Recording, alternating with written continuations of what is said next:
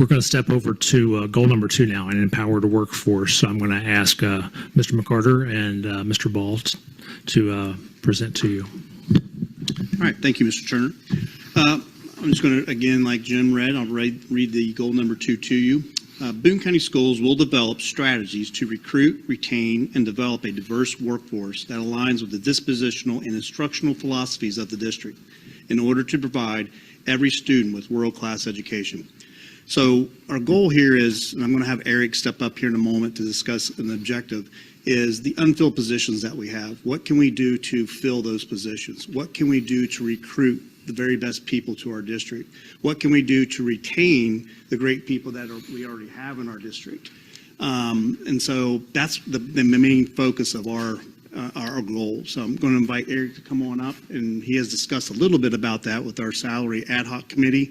That's a little tidbit of the information, but some other ideas that we have. Good evening again. Obviously, an empowered workforce is one of the things I'm most passionate about. And you can see through the strategic plan that we have for you, just focusing on objectives 2A and B there.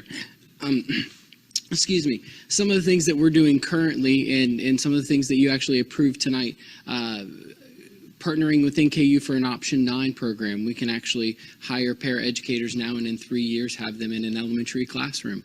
So we're excited to have things like that we're developing.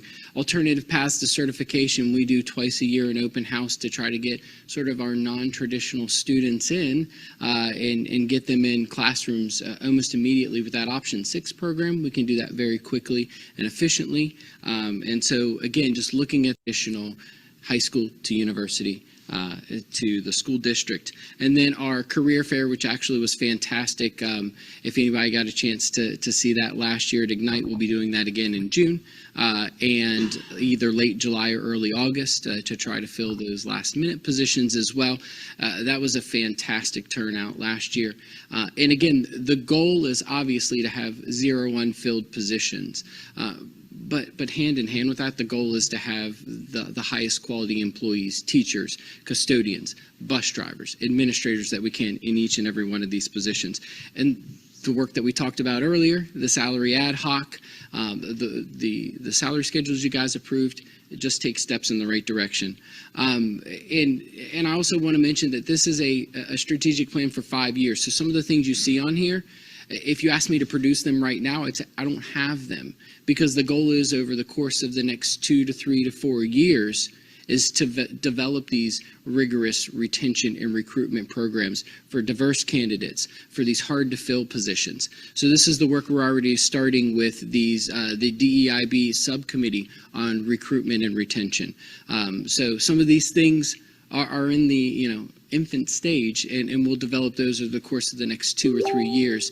And by the time we meet the sunset on this strategic plan, the goal is to obviously have robust systems in place that are mentioned in the strategic plan.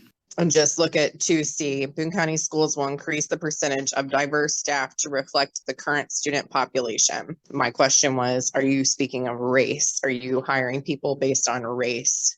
Anytime you see the words eliminate and positions in the same sentence, everything else just kind of goes away.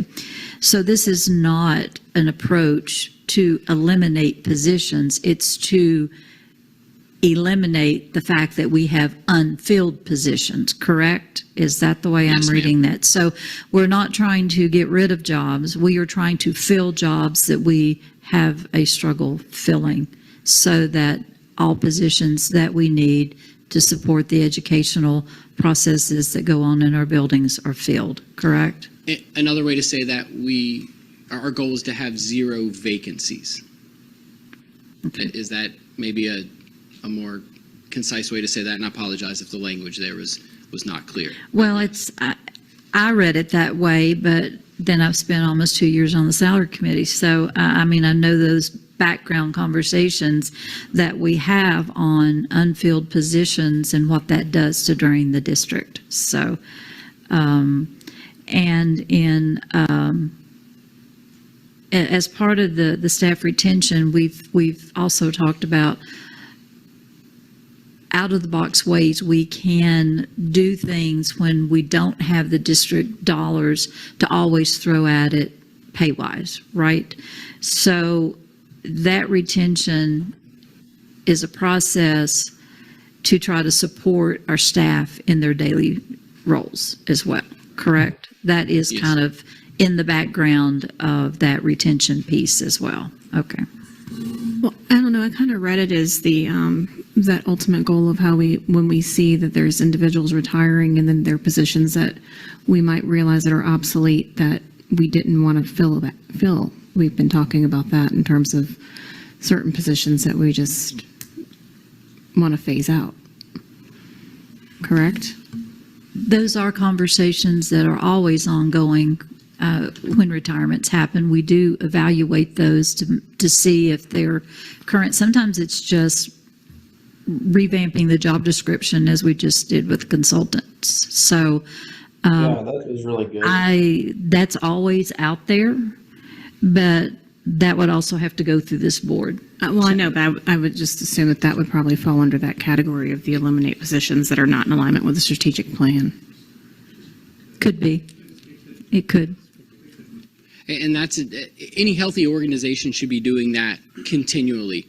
They should be looking at their organization as a whole and determining if they can streamline any positions, if any positions need to be elevated, if any positions need to be consolidated.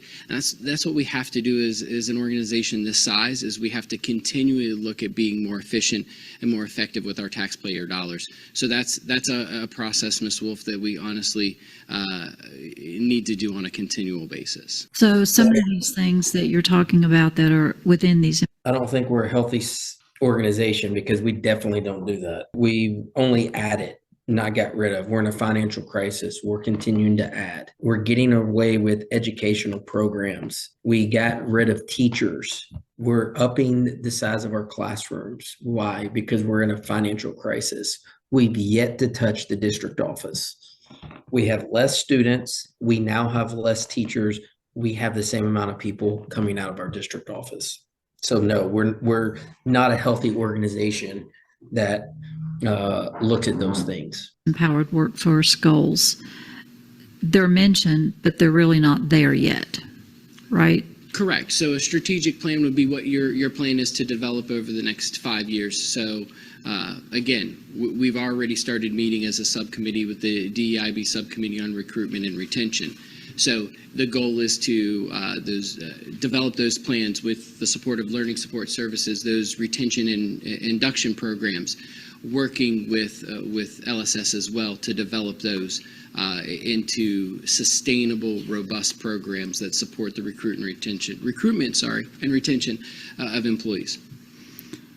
And as part of that work, which has been ongoing, all of these schedules that Mr. Turner has said for the background information, do you put internal timelines on those as you're working on them so that it's part of the strategic plan? Basically, this is our 5-year plan, but I would hope that that plan, that's the comprehensive retention plan, since it's in its infancy, as you said, we recognize that it's important enough that we make it part of the plan.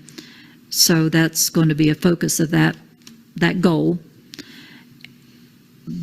But I'm big on not letting things linger forever and ever, because it's not going to be effective if we take 4 years to develop it.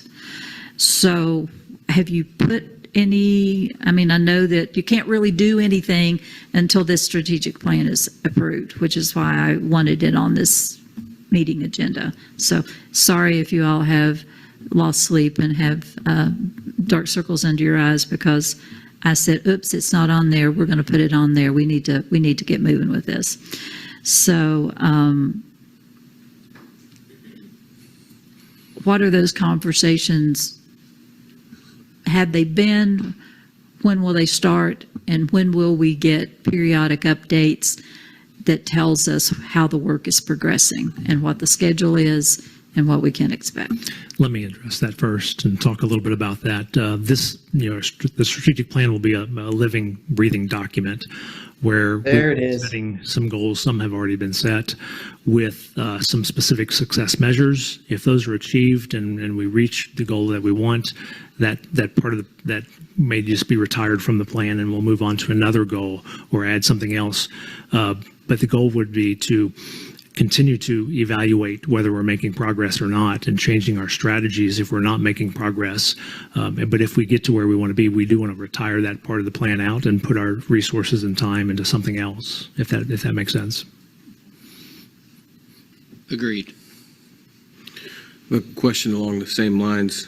The 2C, the one strategy, it says to implement the comprehensive diversity and inclusion recruitment and retention plan. Is there a plan that's been developed already?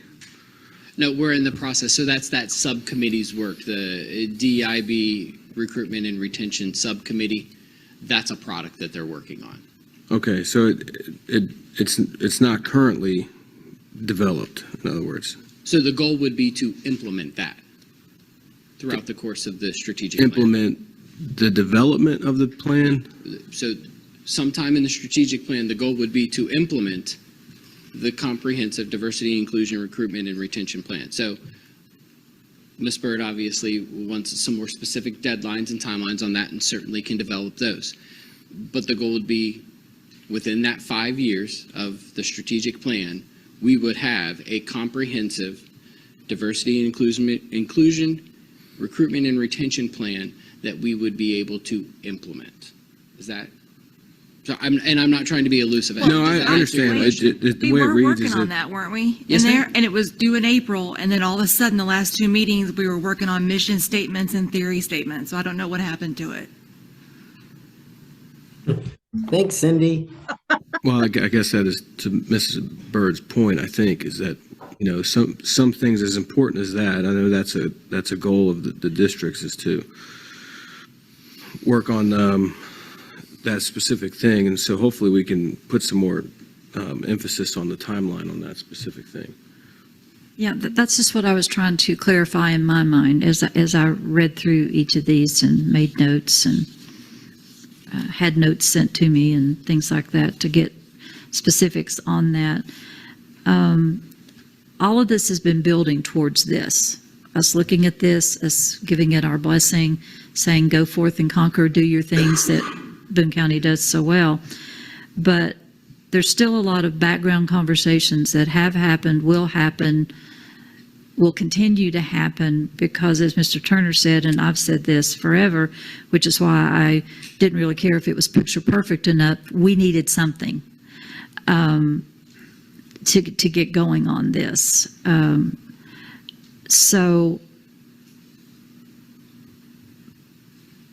But to make it important, it has to be here to give teeth to the work. So then that will go back to the DEIB subcommittee to begin to have the next level of conversations, building upon the conversations that have already occurred. I'm seeing nods, so I guess I'm still have at least a few brain cells kicking.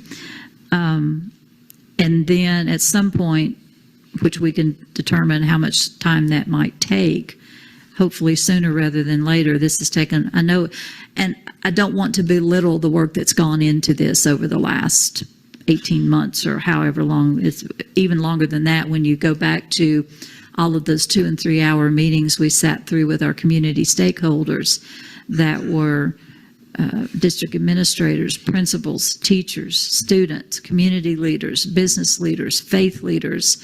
If they fit the kitchen sink, they were included in those conversations. I love sitting at the table with the students. They were the most remarkable in the way that they were approaching this. And shout out to Ms. McEwen for her insightfulness in conversations we had about that. So I guess what I'm trying to do, and And I know we can celebrate this because approval of the strategic plan will culminate a bazillion hours of work and blood, sweat, and tears. But you know me, we don't rest on our laurels long. We got to keep moving. So I guess I know the time intensive and labor intensive and data collection and research, and district staff kicks it to the buildings tear it apart, put it back together, kick it back. And that process is very intensive, and it should be, because this is the structure for how we're going to take our students to the next level over the next 5 years. And I also like the fact that, Mr. Turner, you pointed out, because I've said this, because KSBA has been going through this process as well with our strategic plan. And it is, actually, it's how we evaluate our executive director is on the implementation of that plan. And we say this over and over and over and over. Just because we have a strategic plan, it's not going to be chiseled in stone, because education changes every week, every semester, and we have to adapt with it. And case in point, the consultant position, as you said, LSS needs to be able to pivot. Well, if we are so locked into the black and white of this plan, and we're too rigid, then we're not going to be able to pivot when we need to, and realize that, you know, this sounded good 18 months ago, but it's not working with the new elementary math curriculum, or this isn't working to get student retention. Panorama Ed, because they're part of it too. A comprehensive guide to portrait of a graduate. It literally lays out exactly what they need to do. Everything they're saying is literally in this format laid out. First step, form a portrait of a graduate committee. Second step, engage community members in discussion, and it tells them how to do it. 3, brainstorm and vet portrait of a graduate skills, and then it gives you the skills. Create a visual presentation, and it gives you examples on what that presentation should look like. Create system of alignment. Operationalize your portrait of a graduate with measurement. By the way, it brings up CASTLE, how it's aligned with the CASTLE and CRT. Bring portrait of a graduate to life across your community. Holds interviews with students in community newspapers. Talks about promoting it on social media. It even tells them how to do that stuff. And then it gives them examples of this portrait of a graduate at different schools where it's already been implemented. Tells them how to align student of the month with your portrait of a graduate. I mean, it's all laid out. I'm not sure what hard work went into it, other than doing exactly what Panorama, the Gates Foundation, and all of them tell you exactly what to do. This is not something they came up with. This is not our strategic plan. This is a plan from these global organizations pushing it down through our schools. Yeah, and along with the research that we paid $80,000 to do.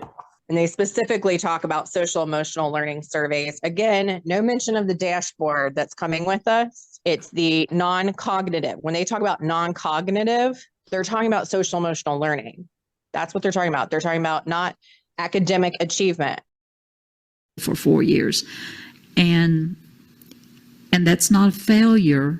That's an adaptation that we will have to adjust, and it'll have to come back to this board, and we're going to have to hash it out again and use everything as a learning experience. But the thing is, we've been saying this ever since I've been on this board. We are not educating children for today, for their current, for a current career. We're educating them for the potential of what their careers may be 5 years from now, 10 years from now.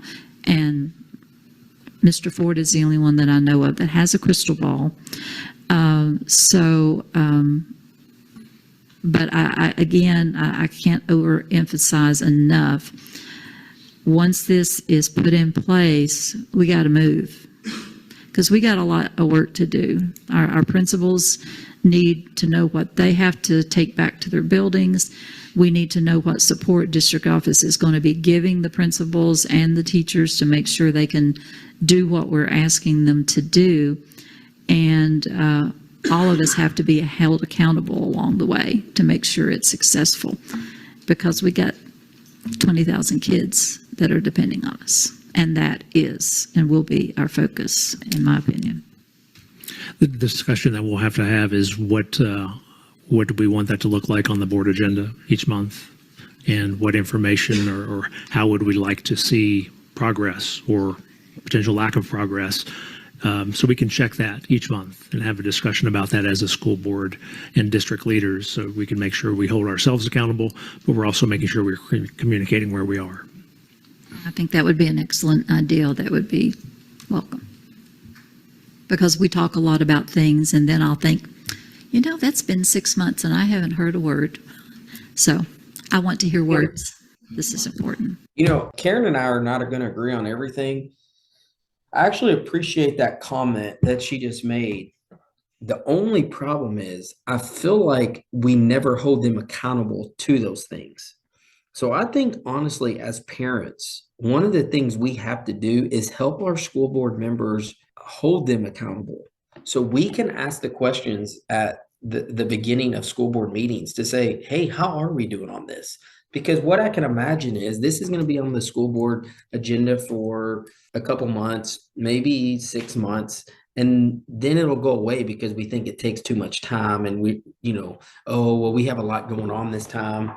And so I do think as parents, if we want to be involved in our kids' education in the sense of not telling them how to educate our kids, but making sure that things are getting done, then I think that's how we do it, is make sure we're holding them accountable to remembering. Do y'all remember we talked about this? And just make sure our school board members are having a little teeth to the accountability measures. Because ultimately, if not, then they don't care. Like she said, we talked about this. I haven't heard anything about it in 6 months. Well, of course, because they don't want to talk about it. They're not doing anything with it.